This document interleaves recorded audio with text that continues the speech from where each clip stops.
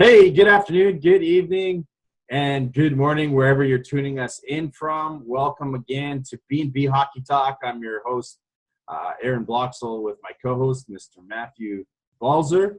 On this July the 17th, I'm coming from the center of the universe, still in the big TO, and Matthew's coming from beautiful Abbotsford, British Columbia. Nice sunny day in both areas. And today we've got, we're going to catch you up up to date with all the recent signings, a handful of them, a couple of prominent ones, a couple of minor ones. And we're going to continue our 31 teams in 31 days with the Chicago Blackhawks. So maybe start us off, Matthew, with the signings of today.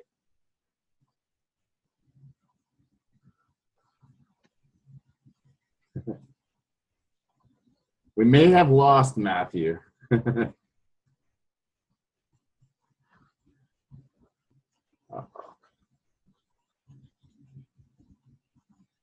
Yeah. So today, so a few signings. The New Jersey Devils locked up Blake Coleman to a 3-year extension at $1.8 million, and they also locked up Stefan Newson to a 1-year extension at $1.7 million. These guys will be good third line players for them.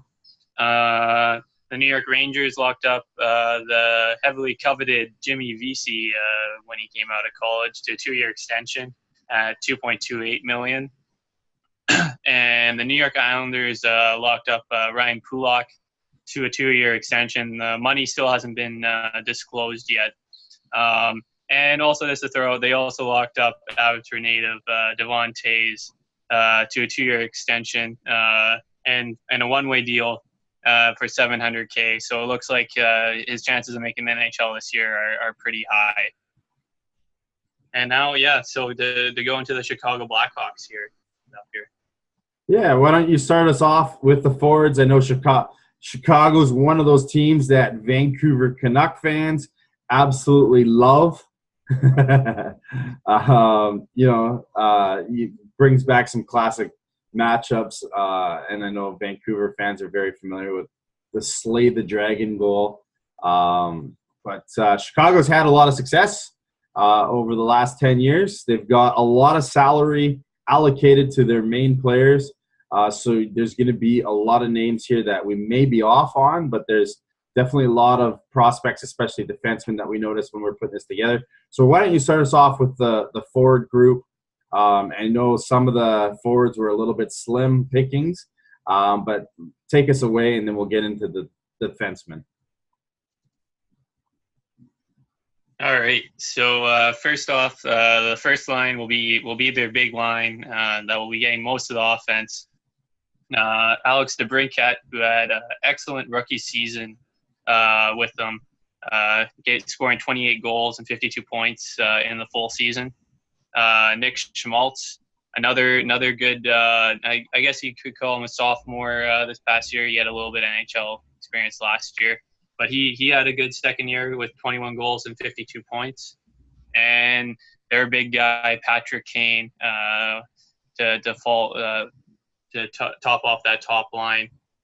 Kane had a bit of a drop-off this past year, 76 points in the full season. But with that $10.5 million cap hit, they'll need him to get back up to that 90-point range to go along this year. Second line, I have as Brandon Saad, Jonathan Toews, and Dylan Sikura. Saad had, getting in that Artemi Panarin trade, you can only put it as a disappointing season, only scoring 18 goals and 35 points in the full season. And he was dropped off into that third, fourth line sometimes when he wasn't producing. Jonathan Toews was his consistent self. It's 20 goals, 52 points, but that contract is still tough. Like I know he has the championship pedigree and everything, but the money that he's paid is not what he's worth.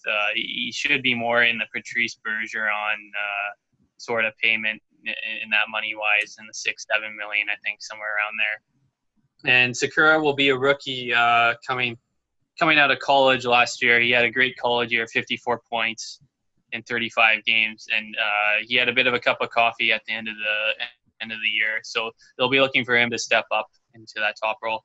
And then as you get into the bottom six, it's slim pickings. They signed Chris Kunitz out of Tampa Bay, and he should be playing with Artem Anisimov and John Hayden, who started off with the Blackhawks last year, but he ended up down in the American League as the season went along. The fourth line, well, it could be between 4 or 5 guys. Right now, I have David Kampf, who got called up midway through the season and had a good role in their bottom six. Marcus Kruger, who they got in the Marian Hossa trade, is back with Chicago after a year away.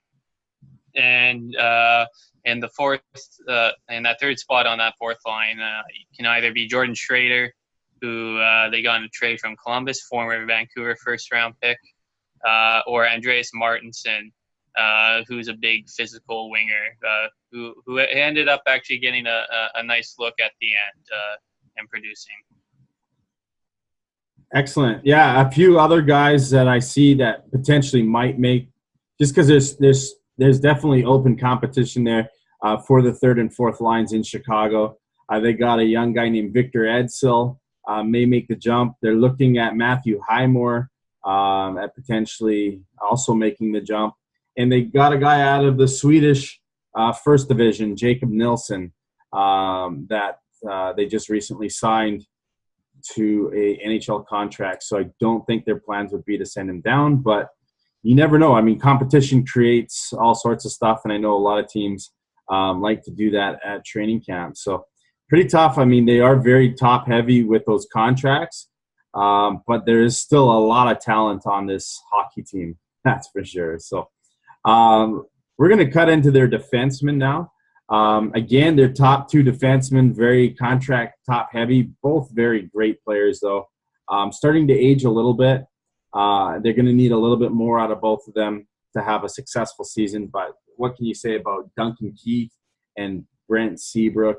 Good BC boy, Brent Seabrook. We'll give it a sec here. It looks like my internet connection is a little unstable. There we go. Second pair, I got Eric Gustafsson with Jan Ruda. As then the third pairing is Brandon Manning, Connor Murphy, and the seventh guy, Gustav Forsling. They have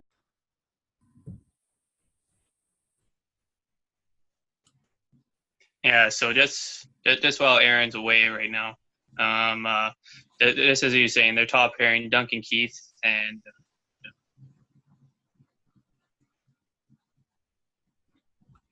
I'm back. Can you hear me again? Yeah. Okay. Yeah, you just completely froze up there. Yeah, it disconnected on my end, but as you know, I'm in an area with poor internet service, so we're going to touch base on a lot of the defensemen that could potentially make this team. They have the 7 that I had mentioned, and there is a lot of depth there, but they do have a lot of potential prospects that can crack this back end, or potential trade bait for some depth at the forward position. So you want to touch on the defensemen? I know you did a little bit there while I was away, but why don't you touch on them a little bit and then bring us into the goaltending?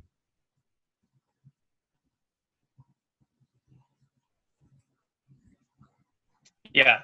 So they got their big 2 with Keith and Seabrook. Seabrook, we'll see how he does this year, being that healthy scratch for the 1 year or for the 1 game, and still a lot of term on that contract. Keith, as a Canucks fan, I cannot have more of a lack of respect for a player than Duncan Keith, even though he is still a good player, as I don't want to admit, but he is still a good player.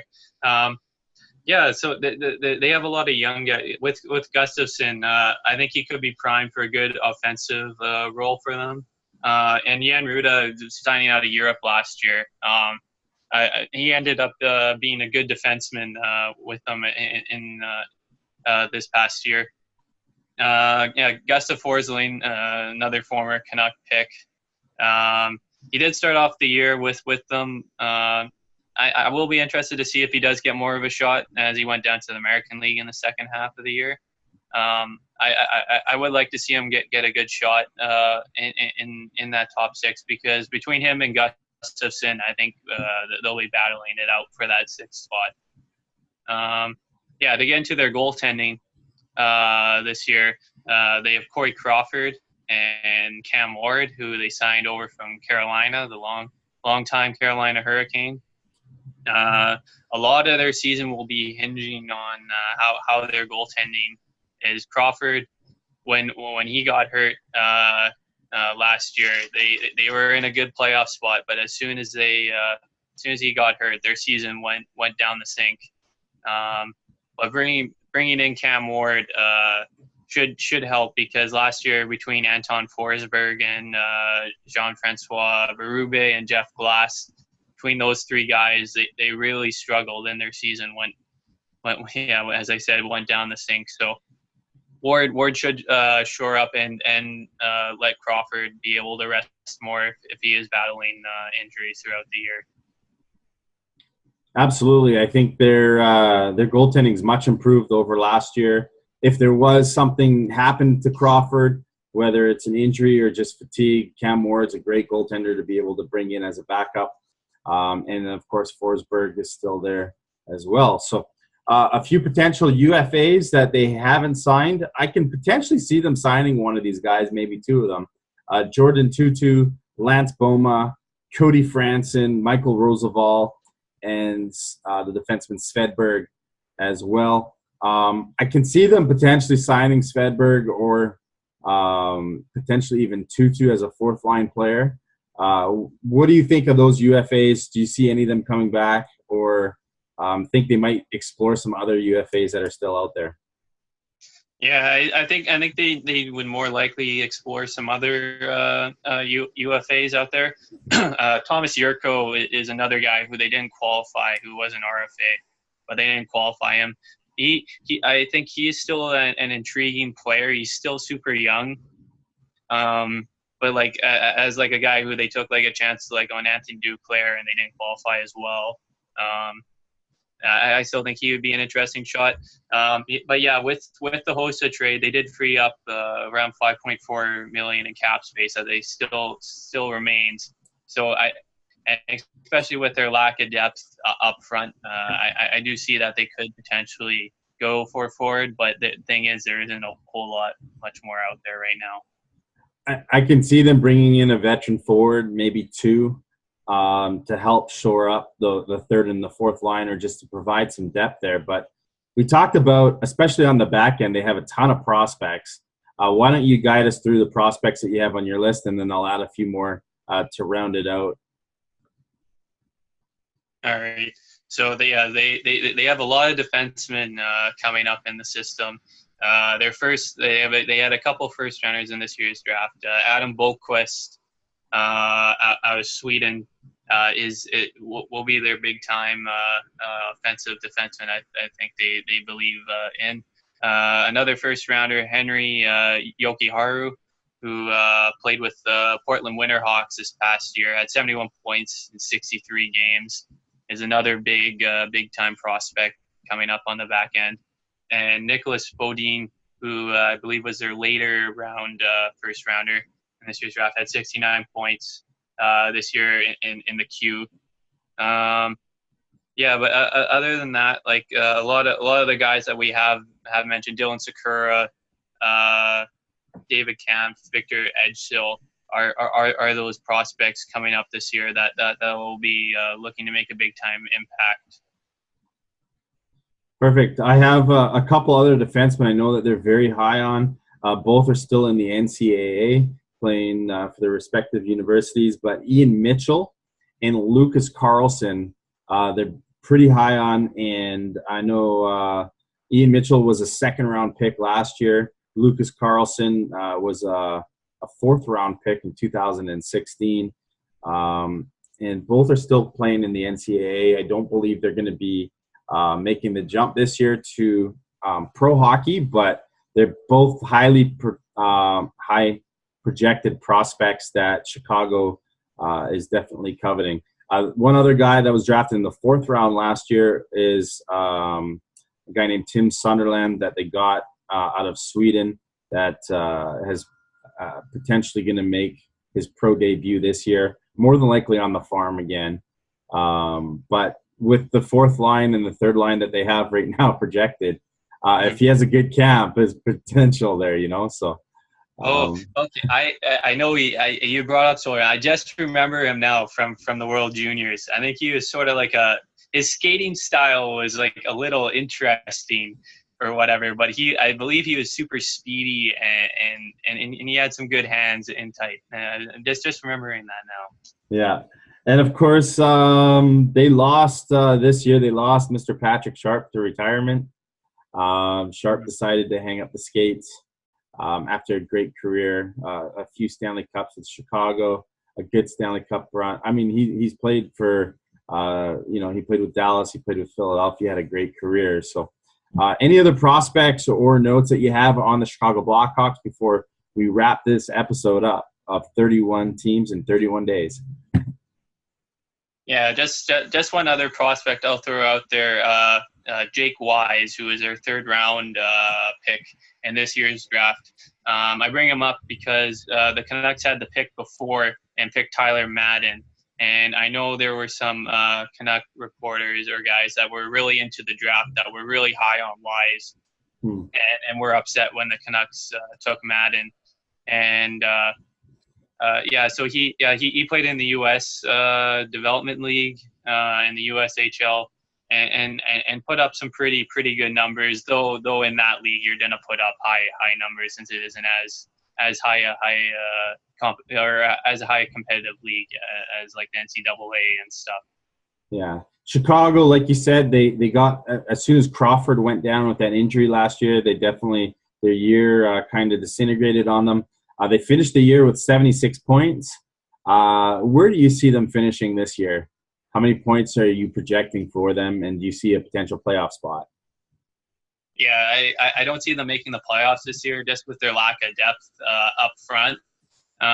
Corey Crawford could, if he stays healthy, could make them competitive enough to maybe sneak into a wild card spot, but I don't see it. I'd see them being around maybe like a point, like 82 points or something like that. So maybe a bit of a rise if the goaltending stays healthy. But with their cap situation being tied up with so many of those guys like Kane, Seabrook, Keith, and Taves, it's really tough to build a team around, as you saw in this past year, that it'll be tough for them this year to make the playoffs. Well, and I see if one of those major players goes down with an injury, heaven forbid, I mean, that's going to really put a spin in their season this year. So with 76 points last year, I do see them as well. Raising their game to about 85 points, but I think 93 points is going to be the cutoff for playoffs. So I don't see it quite yet, but they have a lot of young players. They're going to have a lot of rookies in and out of the lineup this year. Guys like DeBrincat and Schmaltz playing in another season is going to help season them. I really think that they're going in the right direction, but maybe not this year, but within the next couple of years, maybe even 3 years, they're going to be a team again to watch out for. So that's what we've got today on the Chicago Blackhawks. This is B&B Hockey Talk. Again, smash that like button. Comment on what you liked about this episode, because I know we got a lot of Chicago Blackhawk fans that follow us on our page. Talk about who your favorite prospect is. Leave us some comments. Share the episode if you'd like. We'll give you a shout out on our next broadcast, which is going to be tomorrow as we continue the 31 teams in 31 days. Thanks so much for tuning in, and we will see you all tomorrow.